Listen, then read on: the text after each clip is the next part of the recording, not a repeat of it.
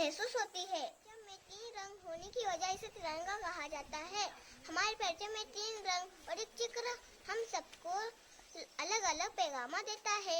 पर जाफरानी रंग है यानी कि नारंगी, जो हमें कुर्बानी और ईसार का जज्बा पैदा करता है। बीच में सफेद रंग यानी कि अमन और सच्चाई का पैगाम देता है। आखिर में सब्ज रंग यानी कि हरा, बहादुरी और खुशहाली का पैगाम देता है। सफेद रंग की पट्टी में नीला सा चक्र होता है जिसका नाम अशोक चक्र होता है, जिसमें 24 आरियां नजर आती है, जो वो हमें 24 घंटे मेहनत लगन से मुतहरिक रहने का पैगाम देता है।